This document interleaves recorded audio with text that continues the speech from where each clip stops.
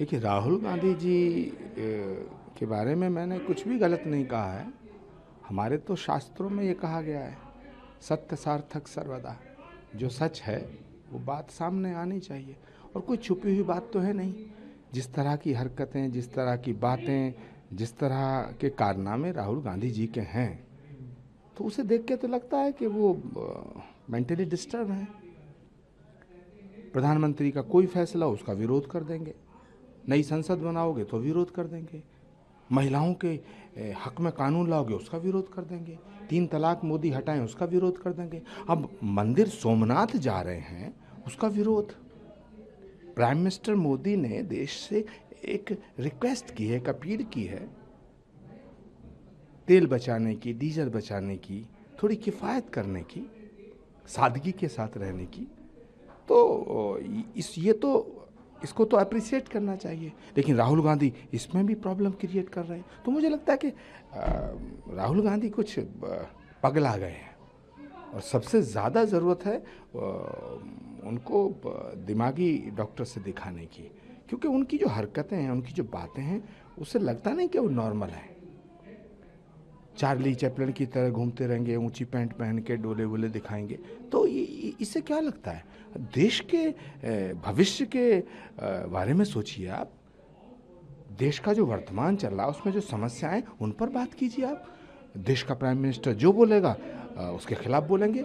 तो मुझे लगता है कि मैंने राहुल गांधी जी के बारे में जो कहा है वो बिल्कुल स्वतः प्रमाणित है, और हमारे यहाँ शास्त्रों में कहा गया है, प्रत्यक्षम किम प्रमाणम, प्रत्यक्ष को प्रमाण की आवश्यकता नहीं होती है। तो मैं कहना चाहता हूँ कि राहुल गांधी जी को बहुत ज़रूरत है किसी दिमाग के डॉक्टर की, उन्हें दिमाग के अस्पताल में जाना चाहिए। कम करें, पेट्रोल डीजल का खर्चा कम हो, और बहुत ही वर्क फ्रॉम होम किया जाए, सोने में इन्वेस्ट ना किया जाए, उसे कैसे? देखिए, जैसे एक घर का मुखिया चाहता है कि घर का भला हो, इसी तरह देश का जो प्रधानमंत्री है वो पूरे देश का मुखिया है। नरेंद्र मोदी एक व्यक्ति नहीं है, एक विचार है, और फिर देश के प्रधानमंत्री हैं। तो देश के प्रधानमंत्री को ठीक उसी तरह बात करनी चाहिए जिस तरह घर का मुखिया करता है।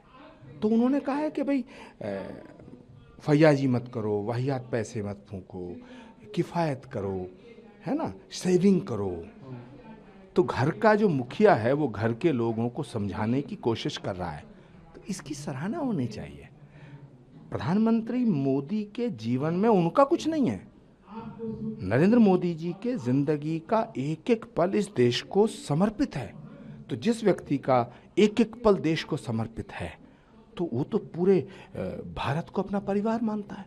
तो अपने परिवार को अच्छी बात बताना, नसीहत देना, ये तो घर के मुखिया का काम बनता है। क्रिटिसाइज कर रहा है, और इसी को लेकर के बीजेपी अब कह विपक्ष है वो देश विरोधी रुख अपना रहा है। विपक्ष के कुएं में भांग पड़ गई है, और इन सब ने भांग पी ली है। इनका भविष्य अंधकार में है।